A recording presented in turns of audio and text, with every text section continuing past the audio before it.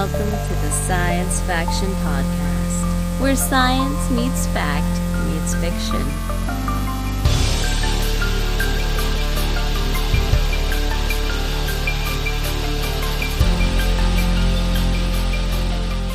This is Science Faction for the week of February 16th, 2025. I'm one of your hosts, Stephen Dominguez, and with me here, my Valentine. It's me. I'm Benjamin Daniel Lawless. And, Stephen. Yeah. It's very romantic, like around here, around these parts in this podcast today. It is definitely romance. Yeah. You know, I have some listener feedback from last episode. Uh-oh. What did we do wrong? Well, so Ben writes in about the Mothership talk. Oh, yes. Yeah. Uh-huh. And he wanted to remind everybody that there was some really neat lore-related stuff that Devon came up with. And for example, his character was from the planet of America. That's right. I forgot about Planet America. Planet America. Yeah. And then on top of that too, I very much enjoyed it. I based my character off of, because the little blurb I got from us creating the character, like the quote was, "No, I'm no rocket scientist, but you're an idiot." Right, that was the patch, because everyone gets a trinket and a patch. Yeah. Right. And so that automatically said, okay, well, I already wanted to be a scientist. So that changed me from being one particular type of scientist to being essentially embodying Rodney McKay from Stargate Atlantis, and who is that quote perfectly embodies. He's just a tremendously unhappy and talks down to everybody, and you love him for it. So you went from a thinking that you would be a nerdy scientist to a cool to being scientist. Like a grumpy scientist. Grumpy. Very grumpy. Rodney McKay is, if you took who's that Muppet that lives in a trash can in Sesame Street? Oscar the Grouch. Oscar the Grouch, obviously. He's Oscar the Grouch of the Stargate universe. The Stargate Atlantis universe. Okay. Wow. And does he live in a can? Is he borderline racist? Like what? If you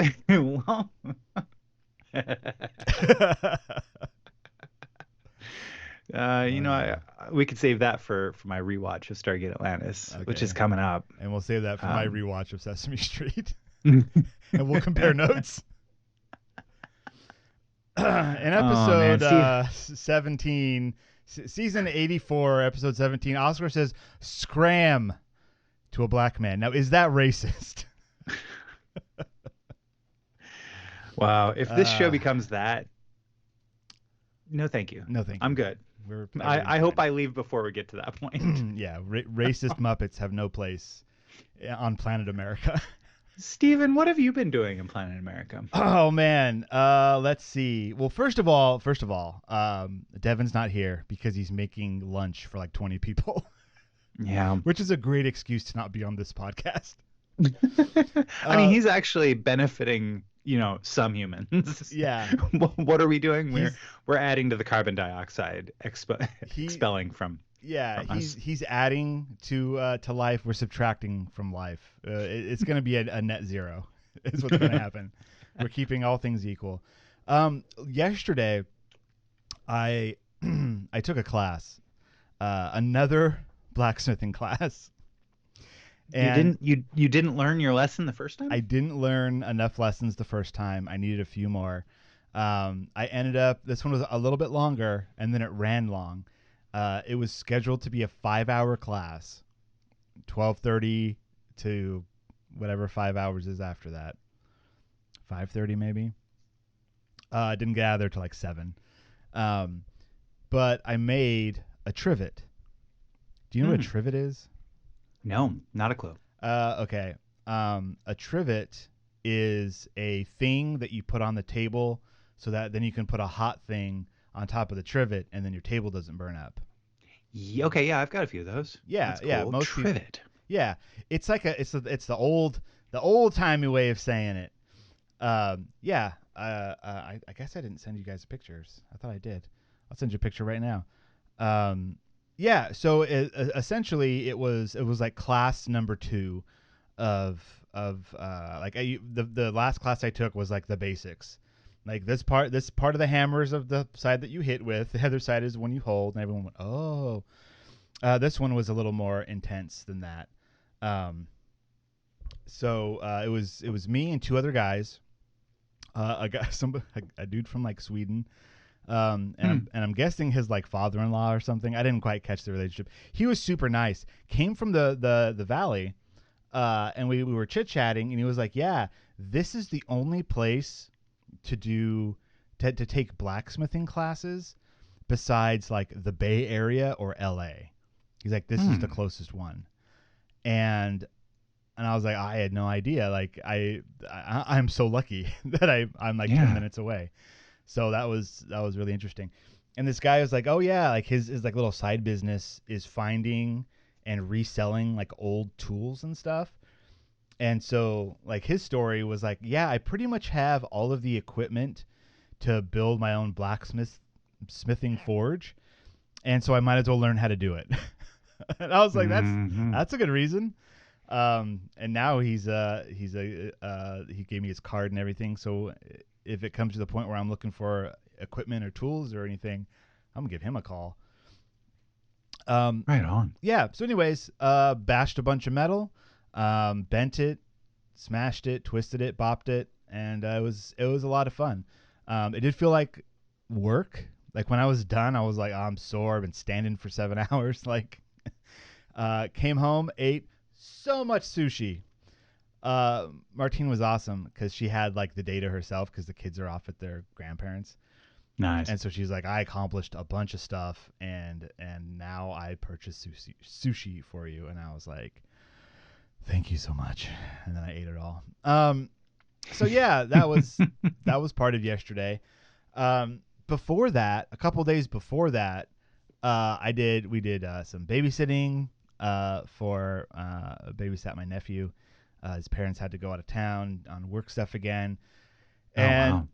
Wait, Mark got called in again? Mark, yeah. It was more like Alicia had to go out of town. She went to like Iowa for some conference or something. So anyways, we had him from Wednesday night until Friday night. And Friday, we were supposed to take him to the airport at like 6:00 when his mom came in. Her flight did not come in. One of her connecting flights was delayed, and she missed another flight. She ended up not arriving until like 11 at night. Oh, geez. So yeah, that was a whole thing. That was a bit of a bummer.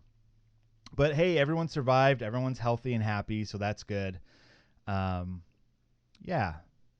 What I see here that the dog won't stop peeing everywhere. What's that about, Ben? I don't know, man. Oh my God. So we're dealing. You think like, hey, my cat's almost 19 and he's got all these medical problems, but like no symptoms whatsoever. So you're like, okay, well, surely the cat's gonna have the first of the major issues coming up here. No, like right now we're dealing with an incontinent dog who like has been getting up at all hours of the night, begging to be let out at different times, needing to pee, having trouble peeing, and then. And so we took him. We do what you do. You take him to the vet, and the vet found nothing. Everything was fine, according to the vet. And we're like, turns out he's just being a jerk. Like there's no medicine for that. Yeah, it's still happening. It's still in the and now it's like he's wetting all his beds. A number of times we've washed his beds and bought new ones. And by the way, thank you for that bed. It's been very useful. Yeah, you're very welcome. Charlie's old bed. Yeah. But like also buying because you can't get just like waterproof beds. They don't make those, or at least we can't get them locally. So we took, what do you call them? Like contractor trash bags, like giant contractor sized trash bags that hold Okay. like 45 gallons. Okay. Yeah. And we put them on the inside, like around, because we don't want Oh, to around the have to stuffing buy, stuff. yeah, around the stuffing. Yeah. Yeah. So, anyhow, we're like, he went several nights without any issue. Basically, like I made sure to drink a large glass of water right before going to bed so that like I'd get up at like 3 and then let him Oh. out when I had to do my business, Okay. that Sure. sort of thing. And I did not do that last night, so he wet the bed again, and so Wow. yeah. That's such a Uh, bummer. Nicole suspects that he may have Cushing's disease, which is a common thing going on with dogs. So we have an appointment with an internist, and then we also have an appointment following up with our primary, or with his vet. Those vets like, hey, well, you could walk in anytime, but this is when we can give you an appointment. Um, and so we're like, well, maybe like we've already got the appointment with the internist down in Ventura. Oh. Oh boy. Okay. Yeah. So, Wonderful. I don't know, man. Yeah. But the dog, I mean, he's everything else is fine with him. He's just He's peeing just a peeing. lot, drinking a lot of water and peeing a lot. Huh. Okay. Okay. When you said waterproof beds, that reminded me, outdoor beds. Did you guys look for those? That's a good idea. Okay. Yeah, because a lot of times, dog beds that are meant to be outdoors have a level of waterproofness to them. Yeah. Just something to look at if this is a continuing issue. Of course, then what would happen is he would pee and then it would just roll off onto the floor. So I don't know if that's Yeah. better or not. I don't know. Man. Okay, so you got an internist, and then Yeah. how are We'll find out. We'll find out if it's Cushing's or Yeah. if it's something else. Like, I don't know. This is, of course, Nicole doing, her like, hey, I know enough about biology and I'm a vet tech, but I work on eyes. yeah, So it could be this. I'm no doctor, right. But if there's anyone that could look at the symptoms and make some kind of educated guess about it, I would trust her over anyone else that I would know regarding animals. Yeah, for sure. Okay, 100%. so you've got a cat that is immortal but sick. You've got a dog that is goofy and peeing everywhere. How are the rats doing? They're cute as hell, but yesterday the cat finally recognized their existence, and Oh. the cat's been very interested in them and in putting his claws through the cage, Oh like through no. the mesh of the cage. So I'm curious how us leaving for roller derby practices, is gonna go, and where we're gonna set up everybody. So because Well, if you put the cat inside one of the contractor's garbage bags, then he'll stay away from the rats. I'm sure. likely what's going to have to happen, because we want to leave the dog door open so that the dog doesn't pee in the house, like, and has the ability to go outside and do his business because he can't control it. Right. Because we found we found out about this was coming home after roller derby practice, and we didn't have the dog door open, and the dog had peed all over the living room. And I was like, okay, I know I'm in here to make dinner, but I have to take care of this now. Yeah. Like, so then the cat can't go outside. If he does, he starts eating all this grass and plants and stuff, and then he throws up all over the house afterwards, which is what we've learned about the cat. So usually what we do is we move the cat's food into my office where the rats are, and where his litter box kind of like in the bathroom attached to the office, and close the door. But now it's probably going to be moving the cat litter box into our bedroom where the cat's food is. Oh my gosh. and closing the door there. Well, what about just taking the rats and putting them in your kid's room or something, and then putting the cat where the cat usually goes? That's an interesting idea. Animal shuffle. Yeah. Thank you. Man. I appreciate us workshopping this. Yeah. Well, I'm here to help. Yeah, we will see. It is a very large rat chambers that they live in. Rat chambers. The rat chambers. The rat chambers. Oh man. So you've got I'm switching we're talking about something else now. Very good. You've been doing a lot of creative stuff, blacksmithing, I'm painting, trying. Yeah. Painting miniatures and generally just being like super awesome. And so like lately, I got that new M4 Mac Mini, which is super nice computer, but it sits on my desk and it's like the first Mac product I feel like that like you look at the front of it and it's just like the logo, the Apple logo. I'm like that I've owned. Yeah.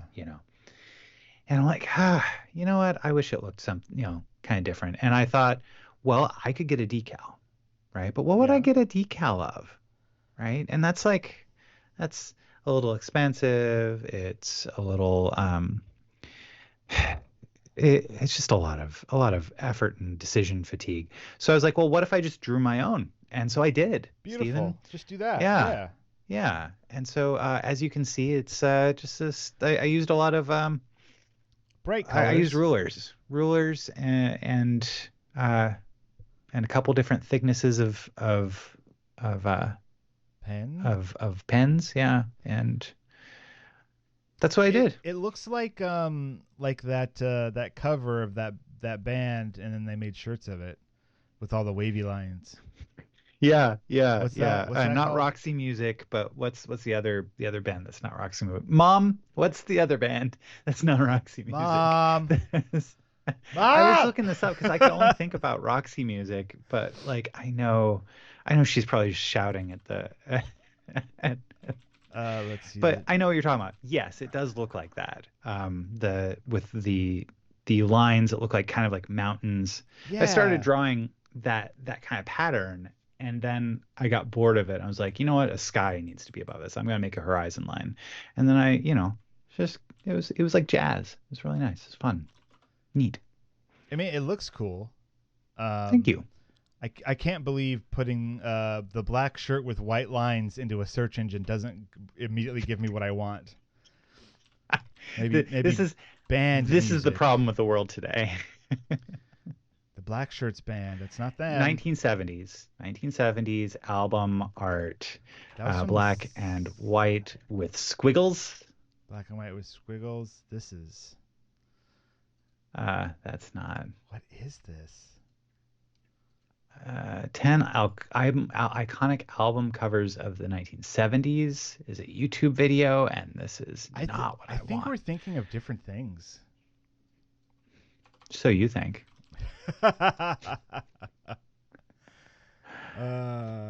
Well, anyways, yeah. If you know what we're talking about, email us, and you'll get some points.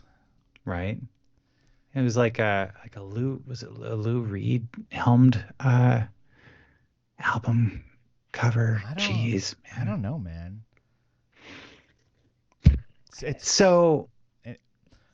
Yeah. Here we are. We're here, and I drew it. It looks good, man. It looks like thanks. like a very good piece of Ben art. And how did you attach it to the Mac Mini?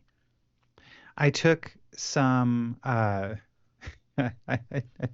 what's that? What's just that? I just took some tape. Tape? You just taped it on? Just taped it on. Yeah. Okay.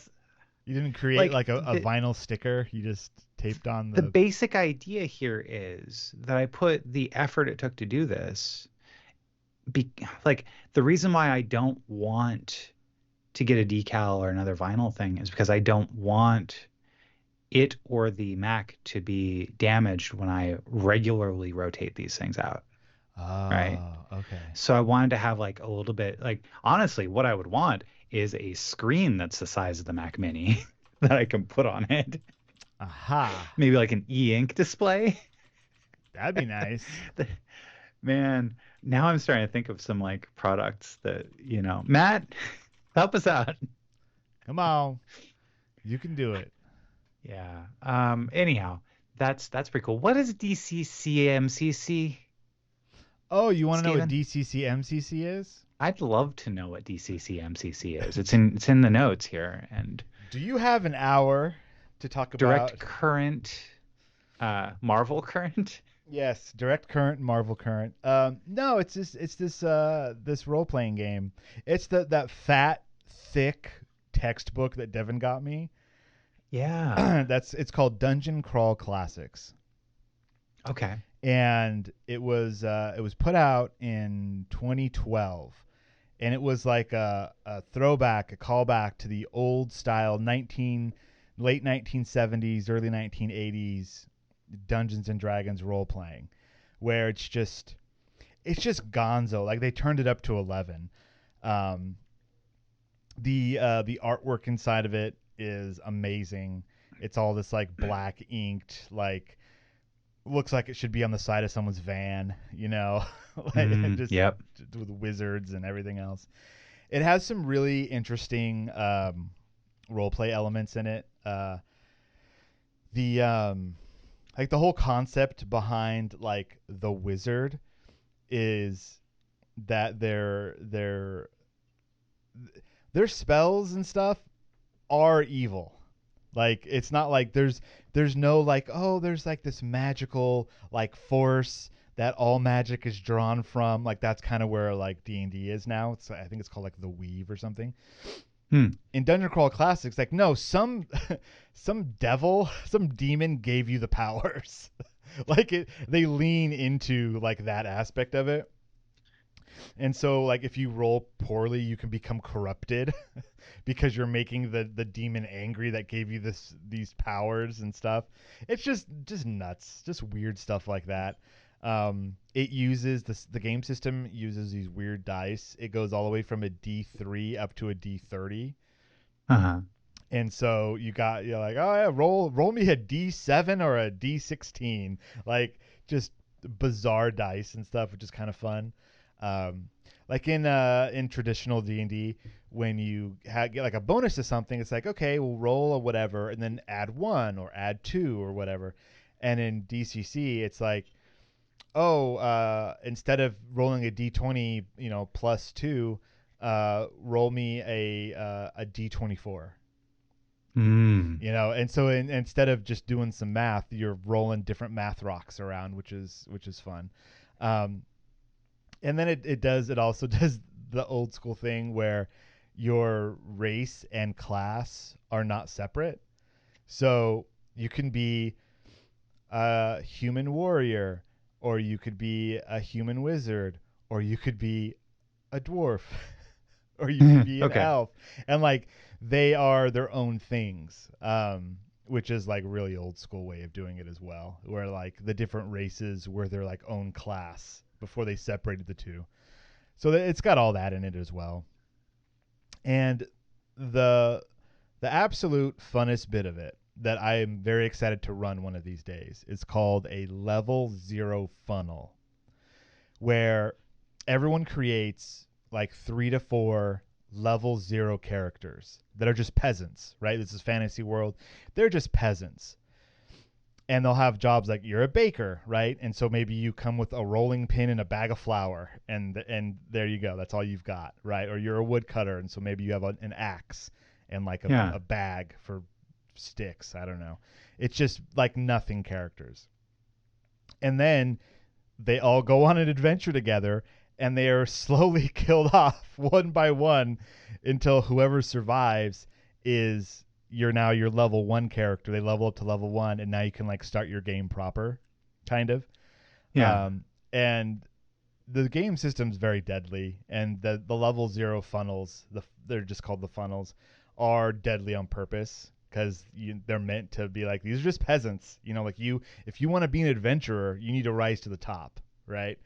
And the one that comes in the book, it's like a mysterious portal opens like once every so many years, and it just opened, and all the peasants, it's opened on the top of the hill next to this little peasant town. And they also go to great strains in the book to be like, all of these people, this, like, there's no communication. Like, they've never been like 20 miles away from home. They don't know what's going on. They're peasants, so like everything is new. And so like one of the things that the book says is like, when they come across a monster, just describe what it looks like. They don't know what it's called, right? And so like your players kind of end up like naming things kind of and stuff like that. Like I was watching this YouTube video, and one of their level zeros ended up like going into, they were inside this crypt, and there were piles of bones around, and if you get too close to the bones, they'll bite at you, and so cause damage. And so they're really weak, and so the level zeros can take them out pretty easy. Well, this level zero that killed one was like, I'm a zombie slayer now. Like, because for all they know, that's what that is. And they just like stepped on a skull that just crumpled to ash because it's super old. Anyways, it's silly. Now that's Dungeon Crawl Classics. They did a little offshoot called Mutant Crawl Classics. Oh. The game system is the same, except you're in, they call it Terra AD, and it's super far in the future, so that it's like a post apocalypse where all of the ruins around them are like super future tech, but it's all ruined. And instead of like dwarves and wizards and stuff, there are pure strain humans, there are mutants, there are manimals, and there are plantians. Yeah, and it goes on from there, and it's pretty much the same game, but in a funky, weird sci-fi setting. And again, like, hey, here's this chunk of metal. What does it do? I don't know. And then someone accidentally sets it off, and a laser beam comes out. Like, oh, that was a blaster. Like stuff like that. Where again, like the funnels for that, they call there's a bit more lore to it, but they call it the rites of passage or something. Or it's the same thing. You create like 3 or 4 level 0 characters, and then you go on your rite of passage, and like most of them die, and then you get whoever returns, you get to level 1, and then you can go adventuring, that kind of stuff. Right on. So yeah, weird, funky role playing games, kind of this old school Renaissance situation where it's like, yeah, D&D's fine, it's good, but it's kind of gotten soft a little bit. And okay. And so for people that want kind of a return to the weird hardcore, like I don't, if one wants to go and play D&D and have in this fantasy world, and you've got the magics and the different species and it's a whole world, and you want to live in that world for months and years as your campaign goes, that's awesome. Please do that if that is where your fun is. I've kind of taken a left turn from that and been like, well, what if instead your character will only maybe survive like one day? Like, then what do we do? Where it's just this hardcore, weird, bizarre, I don't know. It's fun. It could be fun.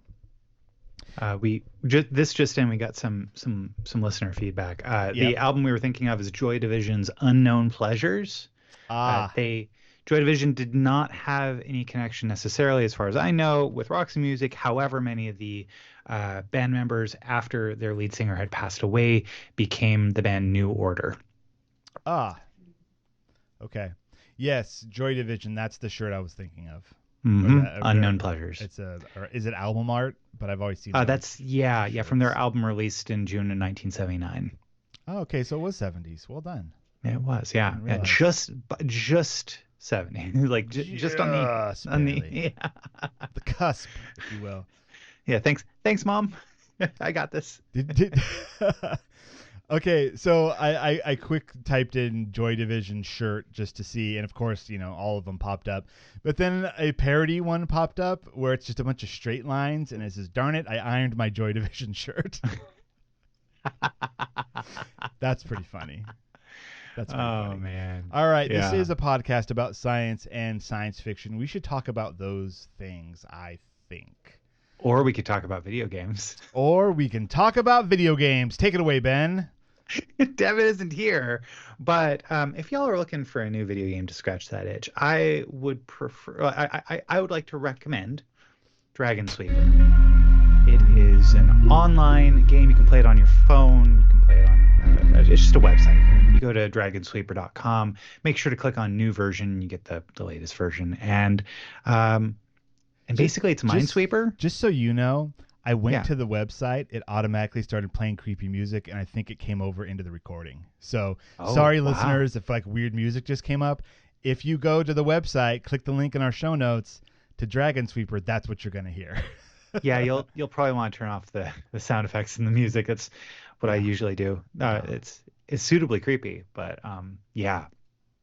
So this is essentially take Minesweeper, but instead of the Boolean, is this a mine? Is this not? And then you get numbers, which are like these are how many mines are around you. You get numbers for the hit points of the monsters that are that are around that square. Okay. So you start off with 5 hit points as Jorge, and Jorge's adventuring out, and the entire idea is if you encounter a beast that is of your amount of hit points or less, you can kill it, and your hit points go down by that amount. Okay. So it's a straight hit point comparison. Yeah, straight hit point comparison. But Right. whenever you defeat an enemy, you gain gold, and you can use those gold to increase your level up and increase your hit points. Oh, all right. Well, there you go. And then eventually, the entire plan is right at the beginning of the game, you see a level 13 dragon on the board. Oh. That's your end goal, is taking out the level 13 dragon. So you have to have 13 HP or more in order to take him out.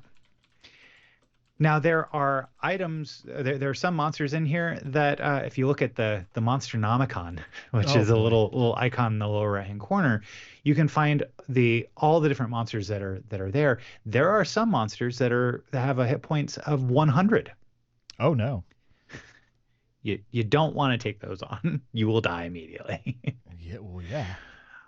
But it's safe to lose all your hearts. Just don't go below 0 HP. Leveling up is a way to gain your HP back, or there's also certain heart items that are littered within the sweeper area that you can get to replenish your HP as well.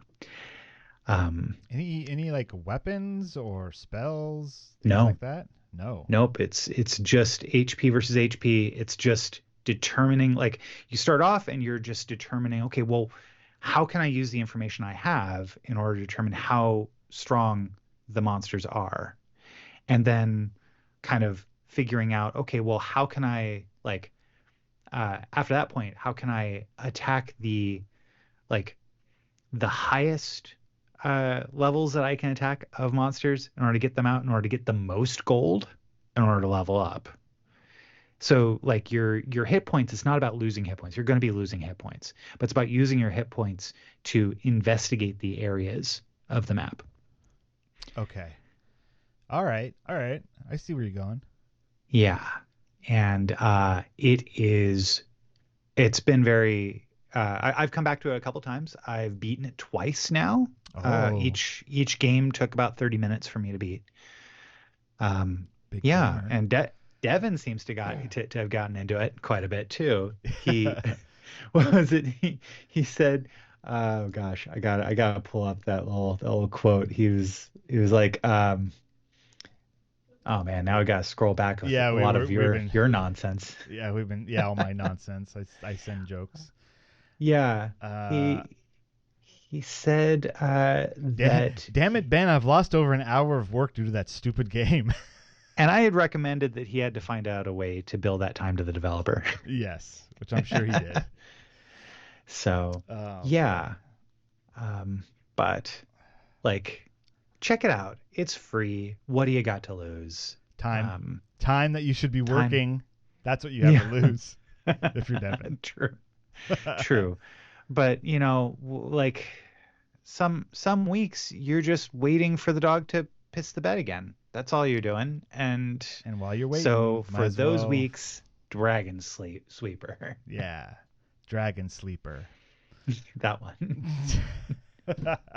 So yeah, we'll have a link to that in our description for sure. UFO 50. Yeah, so it's funny because like you brought up, like, let's talk about UFO 50. I did. I brought it up.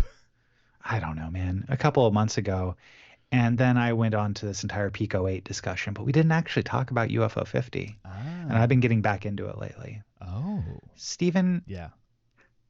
So as you know, UFO 50 is a Steam game. Yes. Where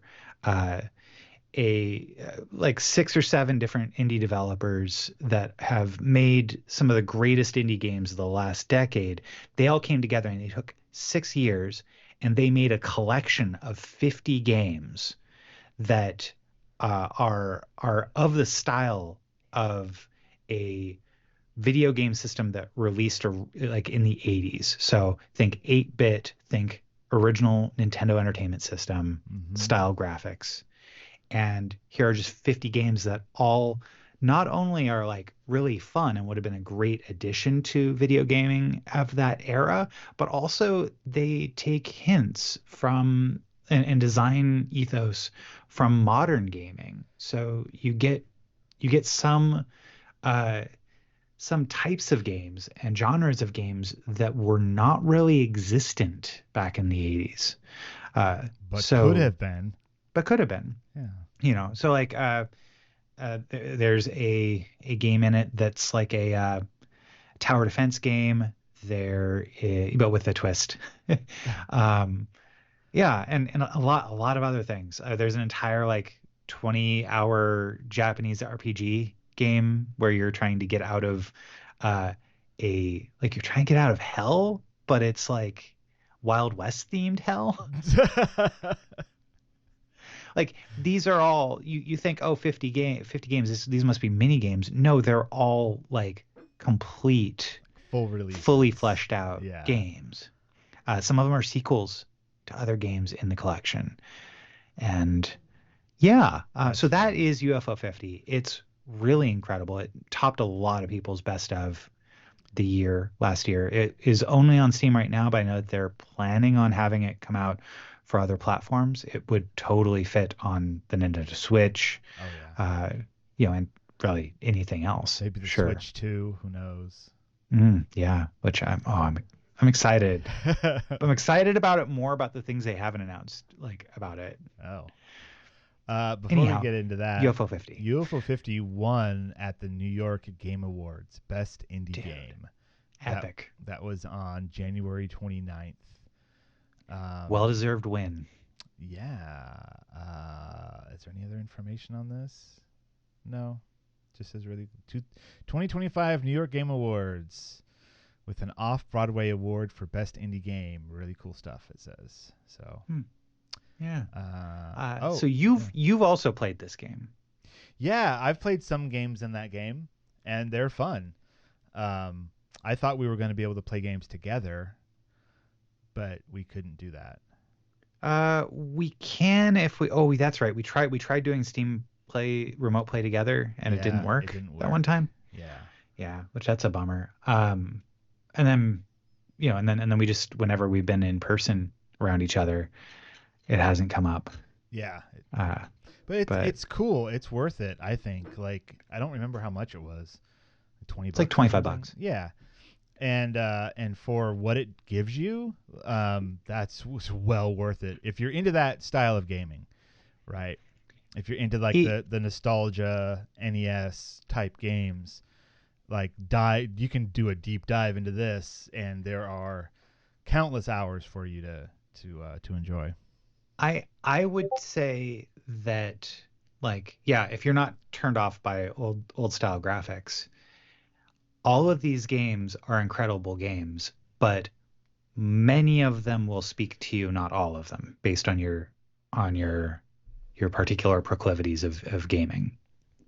Mm-hmm. You know, like there's a lot of arcadey games, there's a lot of epic games, there's a lot of long games, there's a lot of short games. There's games that, like evoke a lot of different things. And yeah, for example, one of my favorite games in it is I think it's called Party House. Have you played I don't Party think I've House? gotten to Party House yet. No. Dude, Party House is incredible. So the idea about Party House, it's the 25th game in UFO 50, and it's this deck building game, which is all about gathering as many guests as you can to throw a huge party. But if you get too much trouble and let it get out of hand, the cops will shut it down. Ah, those cops.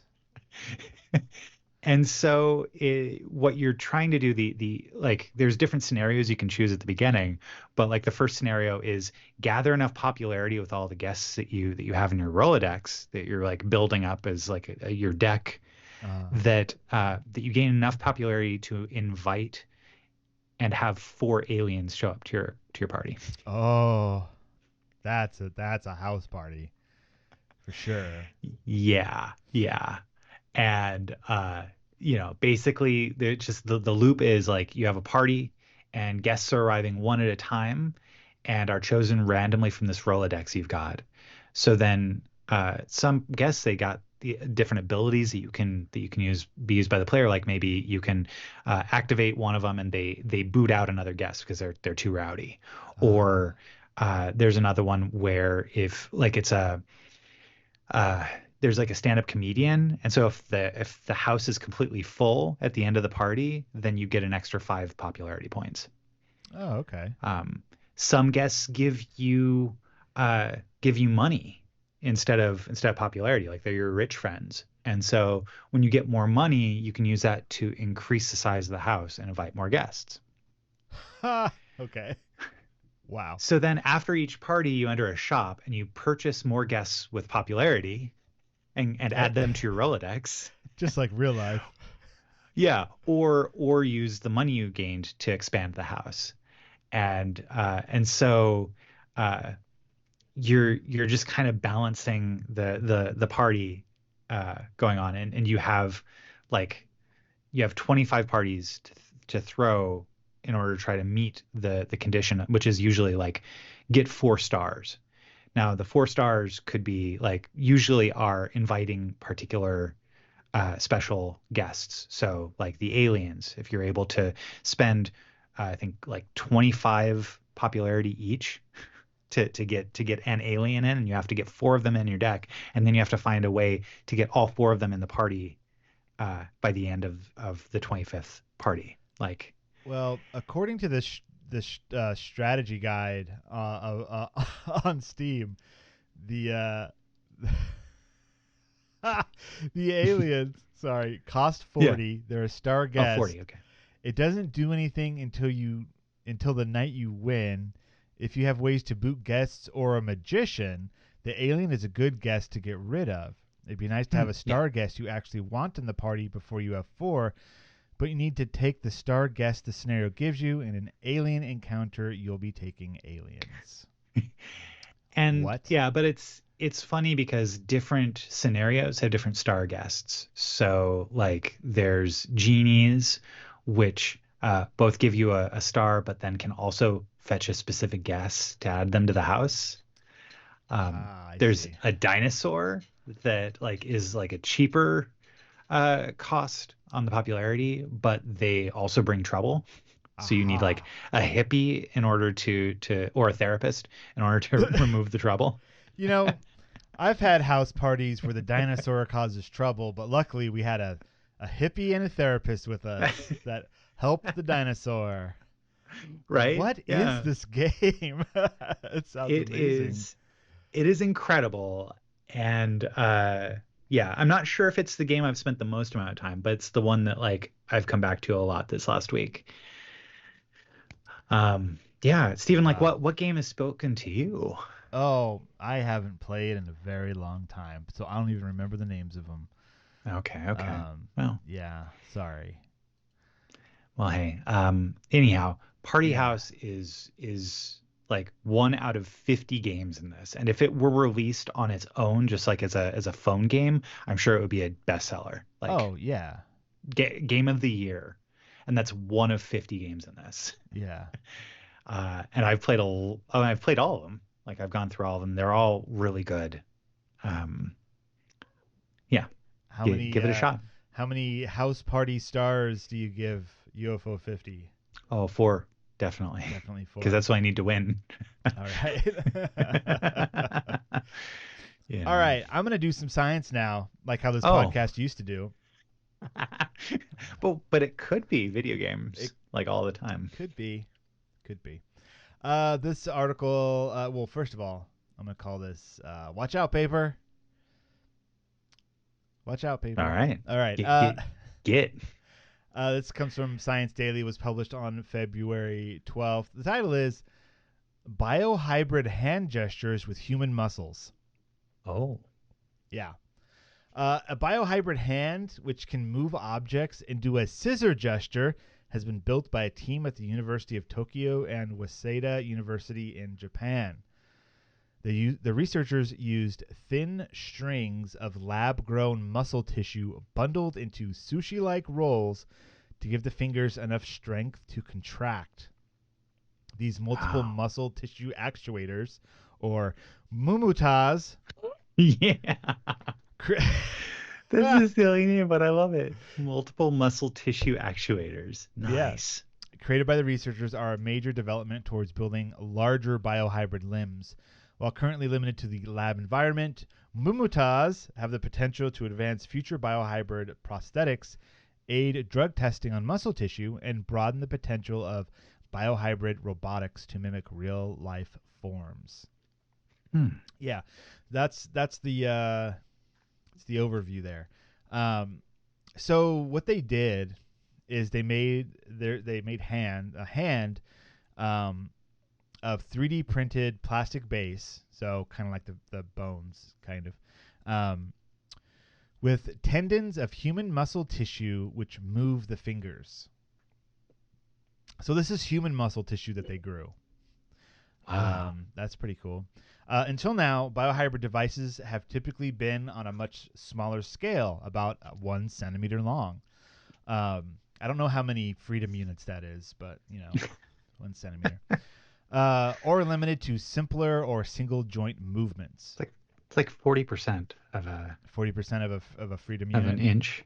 Yeah. Yeah. By contrast, the biohybrid hand is 18 centimeters in length and has multi-jointed fingers, which can be moved individually to make gestures or in combination to manipulate objects. Let's see.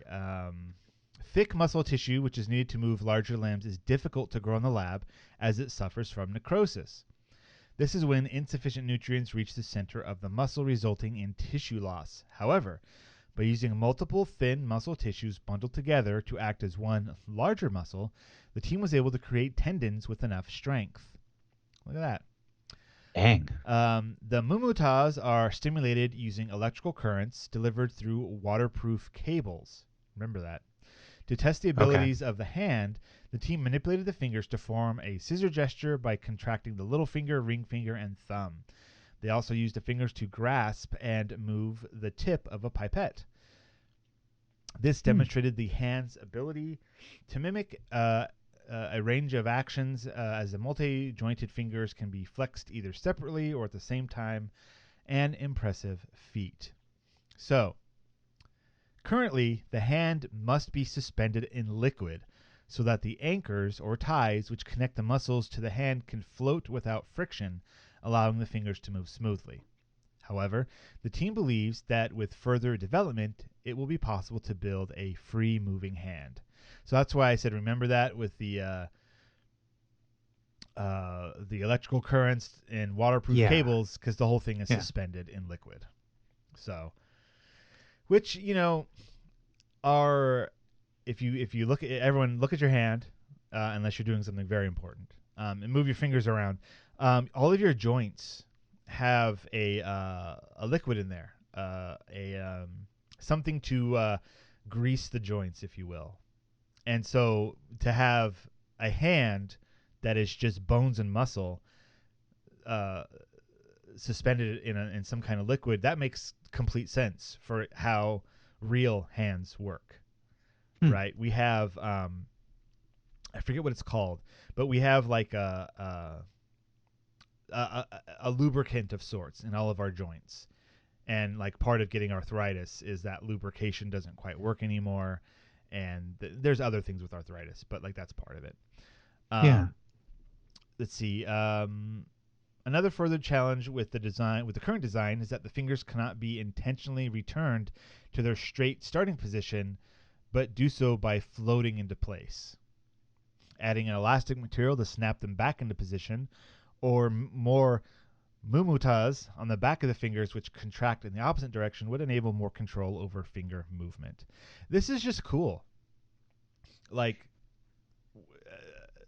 yeah, robotics is awesome, but also, real life people are awesome. So why not use real life muscles? Right. Yeah. This is especially cool for like how they said prosthetics, right? Like if you've lost a limb and they're able to give you a replacement that uses muscles and all that, like then like how natural would that be to when you get that thing attached to you to be like, oh, I know how this works. I know muscles. Right. Or at least your body knows muscles. Your body knows right? muscles. Yeah. That's cool. Yeah, it's pretty neat. Biohybrid robotics is just like it's so neat that this is something that just because we don't know that advancements are being made in particular or that research is being done in particular places doesn't mean it's not happening. It's really cool to hey, here's a bit of science you're probably not thinking about because it's not, well, we haven't figured out how to monetize it yet. But and when we do, oh man, will you pay for it? Yeah. It's science marches forward regardless of whatever nonsense else is happening in the world. Scientists are still trying to do good, still trying to invent new things and solve problems and all that good stuff. One last little bit from this article that I skipped over, but I also thought was very interesting. This is a quote from Professor Shoji Takeuchi from the University of Tokyo. Quote, while not entirely surprising, it was interesting that the contractile force of the tissues decreased and showed signs of fatigue after 10 minutes of electrical stimulation, yet recovered within just 1 hour of rest. Observing such a recovery response similar to that of living tissue in engineered muscle tissue was a remarkable and fascinating outcome. They get tired. Yeah. The muscles get tired. Like, how cool is that? I mean, like, we're just a few steps away from living sentient biomechanical spaceships and living in Farscape. Like, that's all I'm looking for. At this point, we are a bundle of nerves driving a biomechanical suit of bone and muscle, when you think about it. With all these organs and blood sloshing around. They're all there just to make the brain survive at this point. And that's weird. Can I oh man, can I read you a poem that I wrote for Valentine's Day? If it connects to this, 100% you can. All right, it's called Colonies. After all our years, it's clear that love is not just holding each other's gaze.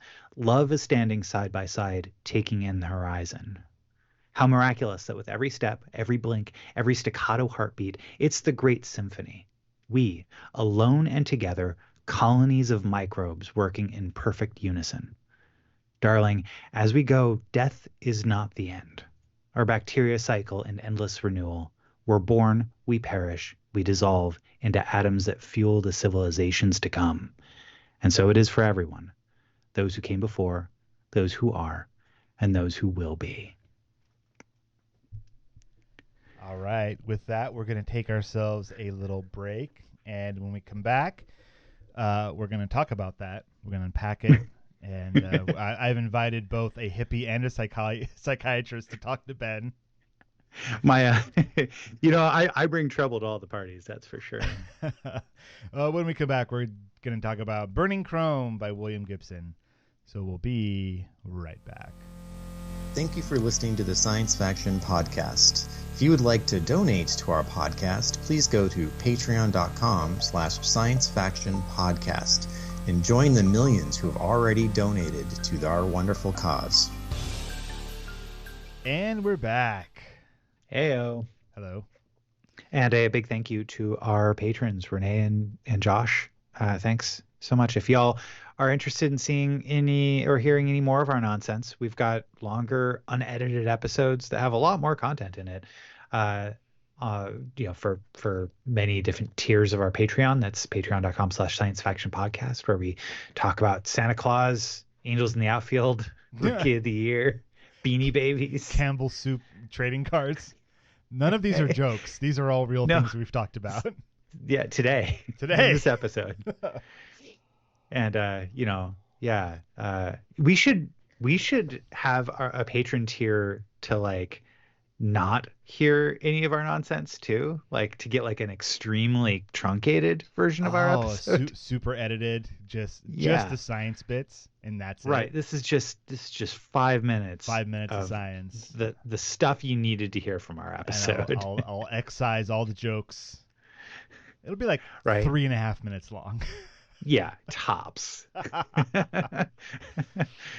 Oh, boy. If you're interested in that, join our Patreon for free and jump on our Discord and let us know. Yeah, for sure. We need to record more of those like ads, stingers, whatever, bumpers. They got all kinds of names. Stingers usually come at the end because the stinger's at the end of the insect. But I think that's where that term comes from. Our little ad things. I ended up pulling one from years ago for last episode just to have something new, new-ish for. Anyways, we got to record more of those, and that's on the to-do list. I say we just make that Devon's problem. Yeah. Should we vote on it? Yeah, sure. Okay. I vote it's Devon's problem. Yeah, I second the motion. Second? Okay. Motion carries. And it's now Devon's problem. Great. Okay. All right. That's a weight off my shoulders. Wow. Man, I feel good now. We should do this more often. Yeah, we should push everything out into Devon. Okay. Next week, we're going to be reading J.G. Ballard's Billennium, which is a story from 1962 which is a dystopian tale set in a vastly overpopulated future in which the world's population is around 20 billion. As a result, people live in extraordinarily cramped rooms in vast cities. So there's two friends who find their new living quarters and then discover a whole new room behind one of their cupboards. Oh, wow. More on this as it develops next week in Billennium by J.G. Ballard. Yeah. This week, we finally get to talk about something I read 2 weeks ago. Same. Devon. Called Burning Chrome by William Gibson. I think it's hilarious that Devon still hasn't read it. It was, oh my gosh. Yeah. All right. So like how much probing I had to do to get that information out of him. Yeah. When he was just like, hey guys, I don't want to record this week. But he didn't just say that. He made up this whole excuse about cooking food for 20 people instead of just being like, I don't want to do it. Right? Yeah. And so and he's like, well, we could record later. I'm like, well, that's great. Have you read the book? And he's like, what are you talking about? What book? What book? What's a book? Anyways, maybe I should have used the word listen to a book. That would have probably worked with him. Have we talked about the differences between reading and listening to books and the study that was done about it? I don't recall it. Okay, so I saw something fairly recently because a lot of people are listening to books now because it's, we all have a device in our pocket that we can attach some kind of earbud to, and listen to things privately. Yeah. And there's there's been a resurgence lately in books that perhaps only one individual wants to listen to privately. I don't know if you know about this. There's a lot of fantasy books out there that are geared towards a very specific type of person. Anyways, we're not talking about that. Are we talking about naughty books? Yeah, we're talking about the spicy books. You know some of those books, like maybe you want to listen to them with a friend too. Maybe I don't know. Maybe you do. I mean, it's Valentine's Day weekend, right? I don't know. But I digress. Stephen, what are you even talking about? All I'm saying is that I believe a study was done, and listening to a book versus reading a book activates the same bits of your brain, and so it should scientifically they both count as like consuming it in the same way. Your brain reacts to it the same way. Okay. So it's to listen to a book versus to read a book. There's not really a difference. I to your brain. Appreciate that, because I did have I had an assumption that there was a difference. Yeah, it's apparently not. But so that's really cool. That's really cool for those who can do that. Yeah, definitely. Please experience the stories however you want to experience them. Like I'm not yucking your yum. Just do it. All right. If you want to do it, do it. Yeah. Okay. If you don't want to do it, then don't record a podcast with us. Yeah, get out of here. That's fine. Stop listening. You're listening to something right now in your ears. It's not naughty, but it could be. It could be. All right, let's talk about burning chrome. Can we? Yeah, shall we? Let's do it. Man. Okay, and we're of course talking about the story, not the entire book. No. Burning Chrome. But it was a science fiction short story by Canadian-American writer William Gibson, which was first published in Omni back in July 1982. Ooh, I wasn't even born yet. But I was about to be. But, all right, here's the plot. We're going to talk about it. Full spoilers. This is amazing. Burning Chrome tells the story of two freelance hackers, Automatic Jack, the narrator and a hardware specialist, and Bobby Quine, a software expert. Bobby becomes infatuated with a girl named Ricky and wants to become wealthy in order to impress her.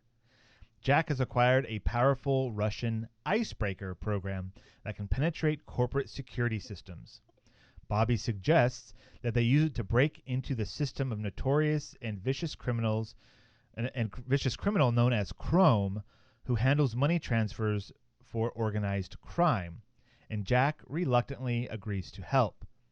The break-in is successful, and Jack and Bobby empty Chrome's bank accounts, where they discover afterward that Ricky had been working in a brothel with ties to Chrome. She uses her earnings to buy a set of cybernetic eye implants for herself and go to Hollywood. However, Jack uses his money to switch her plane ticket to Chiba City, where Ricky has always dreamed of going. He buys her a return ticket as well, but she never uses it. The news leaves both men devastated, as they have grown to love her, and Jack never sees her again. Yeah. Is that the story you read? That is interesting. That plot summary feels like it was taking information from like the first page, then the 30th page, and then the 40th page. Yeah. Yeah. And definitely. Not any of the rest. So it's like it's really interesting to get the plot summary, which does not adequately like honor the amount of world building and tone and atmosphere that this story has. That was a very soulless plot summary. That is what happened, though. Like at the very, very basics, that's what happened. However, this is more a story about Automatic Jack and his relationships with Bobby and Ricky, and just it feels so film noir, you know, in the way that the characters are, but like you can really tell that this is a story I definitely had never heard anything like it or read anything like it before 1982. Like that's, this was full on new. This felt very different and very new compared to a lot of the other fiction we've read. Oh, 100%. Yeah. There's a little blurb here that says the word cyberspace, coined by Gibson, was first used in this story in reference to the, quote, mass consensual hallucination in computer networks. Right. Yeah. Yeah. So that idea, like that's kind of what I was trying to aim at when I talked about user interfaces last week and operating systems last episode, Yeah. was just that idea. Like I was so struck by the visualizations and the descriptions of how these computer systems were being accessed, because this was like at that point, most computer systems were in 1982 were only really accessed from a command line interface, and not there had not been a widespread adoption of the desktop metaphor. Right. So these descriptions of computer systems make sense to me if you forget everything about the desktop metaphor and you go, well, what could a computer system be like? If you were a kid trapped on an island where dinosaurs got out and you saw a computer system and you knew it, what would it look like? Yeah. The Unix system. Right? Like if you were the beginning of Tron Legacy and Flynn's little discussion there at the beginning about like how he envisioned the data moving between network nodes as a city, like it felt like that too. Like it was so cool. What I mean, the on the hardware side of things, I think it's really interesting the way that they access this data. And like, so they have DEX, which is like a terminal, or what we would say like is your PC or your laptop or whatever. But the programs are not software, they're hardware. Did you get that in the story? So kind of like in Deep Space Nine, where like you have isolinear rods, or like Star Trek, we have isolinear rods that hold like disks that hold information, right? Yeah. And then a lot of them were not just plugging into computers, they were plugging into biomechanical systems that interface with your brain in different ways. Are you talking like still in Star Trek? No, I'm talking about like in Burning Chrome. Oh. A large part of it was like, when they talk about jacking into the Toronto mainframe. Oh, yeah. There's like an actual physical plug in their skull that they jack a plug, a wire into. Was that was in the story? I don't remember that. I think so. I thought it was I thought they had like headsets, like VR sets. Well, yeah, I mean, like I feel like they did, but it also had to do with the different types of programs that they, like that icebreaker program. Yeah. That like it had a biological component to it as well. I don't remember that. It felt like. So, I don't know. Okay. Yeah, maybe I'm. So the way that I remember it, and you could be right, I could be wrong, but the way that I remembered it is that it was a physical chip that, in order to figure out what the program was, the automatic Jack, who was the hardware specialist, put it into like a special, they call it like a turntable thing with like a dust cover. Like they kept talking about the dust cover, and he had a mechanical arm that he would then remove the arm and then plug his like arm plug into this device that then would have like little tiny arms that would then like poke at the chip, and then like that would like to like figure out what the program was. Like the program wasn't a bunch of zeros and ones software wise. The program was a chip, a hardware chip that to figure out what it does before plugging it, because when you plug it in, it just starts. It runs. So to figure out what it is before plugging it in, they had to like in a physical sense poke at it and like figure out what it does. And they also talked about like he had to make, it was in Russian, so he had to like make calls to like figure out how to translate certain things. And there was like a screen, so there was some kind of readout of what they were poking at until he realized what it actually was, which was a very powerful icebreaker program.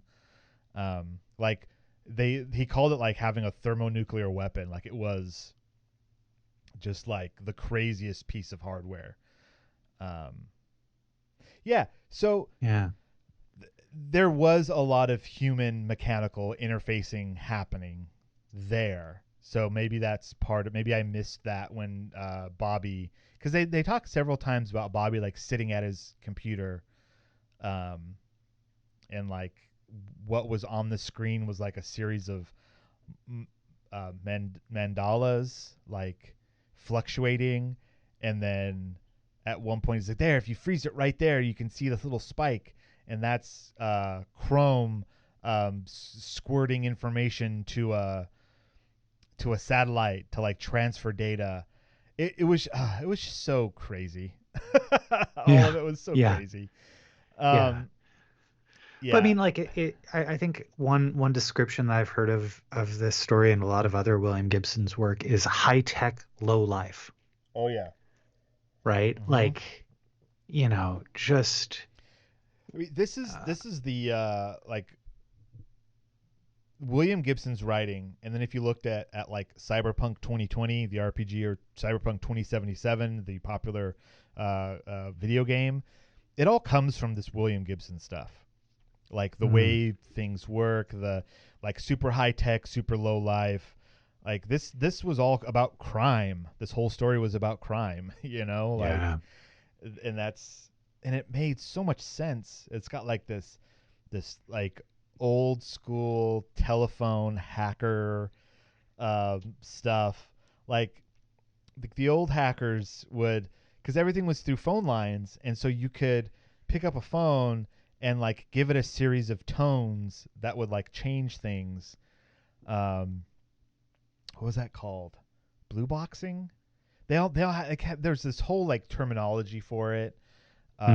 Anyways, it's the like there's a level of realism, like this underground crime realism that William Gibson takes, then pushes it forward into the future and like advances that technology, and then wraps a incredible like film noir story around that. And it's this short story about these hackers and this girl. Now, the other aspect of this is about how Bobby Quine, who is like this crazy software hacker guy,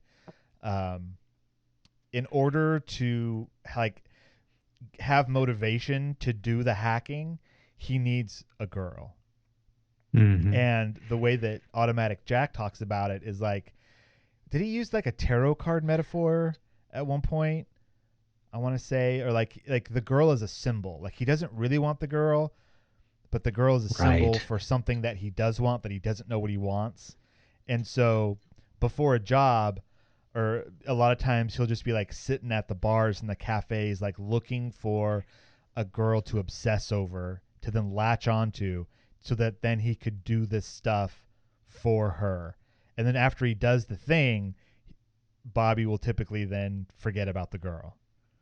Like it's this, the way Automatic Jack talks about it is like, this is something that just happens over and over and over again. And he knows that Bobby's like gearing up to do something when he starts looking for a girl. And I thought like that was a whole interesting bit of world building there with this broken man, Bobby. Like that's not right. Right. Yeah. So then we get Ricky. And Ricky, this young kid who's into stims, right? Mm-hmm. Simulated stimulation, which is, it seemed like that's just like it's like neural recordings that people do, and then there's like popular people that do it, and then they put out that recording so that people can then be that person like in for that recording. I mean, That makes think sense? about, oh gosh, one of the things that I like about looking at YouTube in VR is the number of like 180 degree and 360-degree video Mm-hmm. of people base jumping or like skydiving Yeah. or going on vacations and walking through places in the world I've never been. Like all of that feels so much like the sim stimming. I mean, think about that, but then it also you would get the smells and the sounds Right. and the feelings and Oh yeah. all of that stuff would come through as well. Like that's amazing. Was it 1984 that had the theaters that were like sensory pleasure, or was it Brave New World? You got me. Have you read those? I've read 1984. I haven't read Brave New World. Oh gosh. Yeah. There's the yeah, SimStim thing is in Cyberpunk 2077. They call it scrolling, and it's a major like plot point in that game of being able to visualize and rewind and replay somebody's recordings. And so like these ideas that William Gibson came up with are still in popular media today. Like that's I can't believe this William Gibson isn't more famous for all this stuff. It's insane like how much he got right in terms of like how people would react to this kind of technology. Like Ricky and SimStims, like all she wants to do is be a SimStim star, just like a lot of people now just want to be influencers, right? This thing that just exists because of technology. Yeah, because of how easy it has become for some people to make content and how easy it is for others to engage in that content, right? Like it's but then like the numbing aspects of it, like as you get into Ricky's story and you learn about how she interacts in the brothel and how there is really it's like she goes to sleep. Yeah. It's like they turn off a part of her brain, and then the stuff happens, and then she turns it back on, and then leaves. And what's interesting too, like the way that this plot breakdown tells that, in the story, like you don't get that until like the last paragraph of the story of like what she was really doing this entire time, and it hits pretty hard. When you find out. And it's just it's not for color. It is like, oh wow, like high tech, low life. You know, you feel not just for Ricky, who has agreed to do this in order to earn her living wage, but also you feel for the people who use that service too. And and in the way that it's described, and like with such care, but also to really like it's human. It's a human frailty and human folly that's kind of described there in that single paragraph. And it kind of broke me for sure. Reading about it, because it's like, wow, that's you both are like, oh God, that's absolutely terrible, but also you see like, well, in a world like what other options does she have? And also how like given the world as it exists in the story, and given the world as it exists here in us living in it, and this desperation for connection. Like, if circumstances were different, would we be immune to the charms of that kind of brothel? Like that was a fascinating little thought experiment of just like, that's disgusting. Yeah. but it's also exceptionally human in a messed up way. What they call the world's oldest profession, right? Uh-huh. Yeah, So yeah. yeah. But like, can we count that as being consensual when the circumstances that lead up to it were completely consensual, but maybe not the act? Like, it's disgusting, but it's Yeah. also like Well, I mean, real. we could start talking about the legalities of a brothel. Like in a brothel would be a place where things are monitored, right? Like there is security, there is somebody in charge. It's not just people on the street, right? So like the fact that it was a brothel, like with that brothel definition, would brings along certain things to it, like protection. Right. Which, yeah. And then Anyways, and then here, as they've completely emptied out all of Chrome's bank accounts, yeah, now everybody that was relying on Chrome to provide that stability in that terrible situation, now that is gone, and there is now a completely power gone. vacuum. Yep. Right. This was a And huge deal what they did. yeah, yeah. And they were messing with fire, and they thankfully, like, spoiler alert, they didn't get burned as bad as the people they set out to destroy. I thought it was really like a cool line was that they looked at their bank accounts and there was a meaningless number followed by a meaningful number of zeros. Yeah. Like that. I don't know if I quoted that properly, probably not, but the sentiment is there. Like it doesn't matter what that first number was because all those zeros are what makes it important. Yeah, yeah. They also didn't they also take a huge chunk of it of their money of the stolen money and give it to charities and stuff? Wasn't that part of it as well? Because they couldn't that was one of the things. It was so much money that they couldn't handle it all.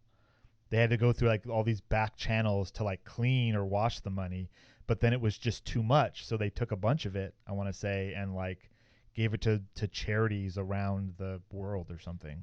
There was something like that in there, I think. Yeah. Anyways, I don't remember exactly. We got to wrap this up pretty soon here. Some interesting bits about this. This story was one of the first of Gibson's to be set in the Sprawl, and function as a conceptual prototype for Gibson's Sprawl trilogy, which are Neuromancer, Count Zero, and Mona Lisa Overdrive, I believe. Okay. And Bobby Quine is mentioned in Neuromancer as one of the mentors of the protagonist of that book. And Neuromancer, wow. yeah, Neuromancer's amazing. I haven't read it in years, but it's one of those like beautiful novels. Yeah, and like the Finn also. Let's see. The Finn, a recurring character in Gibson's Sprawl trilogy, makes his first appearance in the story as a minor figure, and the events of this story are referenced in Count Zero, the second entry in the Sprawl trilogy. So, yeah, like he also has this like functional world of many stories, like all connected in the same universe. And the Sprawl references, I think it's New York and New Jersey, like as one giant city that sprawls the entire East Coast, something like that. Oh. It's like the mega city idea is there because they talk about going to Jersey and stuff like that. Anyways, Interesting. Yeah, that's right. Yeah. so Very cool. Yeah, if you read Burning Chrome with us, there is more of this out there for you to discover. Same vibe, same sadness, same cool cyberspace stuff, jacking in with decks and whatnot. I also mentioned to you guys, I don't know if I mentioned on the show last week, but the short story Johnny Mnemonic is also in the book Burning Chrome, which Burning Chrome is in. And there's a lot of, like, if you remember Johnny Mnemonic, like, that is also wrapped up in the Sprawl trilogy. Like, there are certain aspects in that story that tie back. The idea, if I remember correctly from Johnny Mnemonic, it was like a chunk of data is put into his brain for him to smuggle that data from point A to point B, but like if the data stays in there for too long, it'll kill him. Like that's the idea for Johnny Mnemonic. And so that's tied in with this whole like underground, organized crime, high tech, low life, all that stuff. So maybe I should read that one next. No, yeah, maybe. Next we're reading something else. What are we reading next? Next, we are reading Billennium by J.G. Ballard. That's right. Yep. We are. We'll see if Devon does. We'll see. I was curious. So like I'm reading that novella by Becky Chambers, To Be Taught If Fortunate. Right. It's so good, but it's also a little bit long to be like hey, read this by next week sort of thing. I don't know if it would be too long to be a part of the segment. But I don't know. I'd have to look into it. Think about it. I will. Let me know. I love me some Becky Chambers. Like, yeah. I wish she was more prolific with her writing, because like it's so good. I want to read more and more and more. Which is why I was like, hey, I'm gonna grab everything left that I don't have yet, and before getting into the fourth book in the Wayfinders Wayfarers series, I'm reading this one, and then I'm going to go into the fourth book. Nice. And more monk and robot, please. Yeah. That's a great entry point into Becky Chambers. Monk and Robot. Short books. You could read them in a weekend, and they are just chock full of interesting new ideas. They're beautiful. All right, well, I'm going to call this one. We are done for another episode. Ben. Yo. You have any final words for us? Yo, Stephen, what do you call someone who makes a super confident prediction that turns out to be wrong? Nostradamus. Good night, everyone.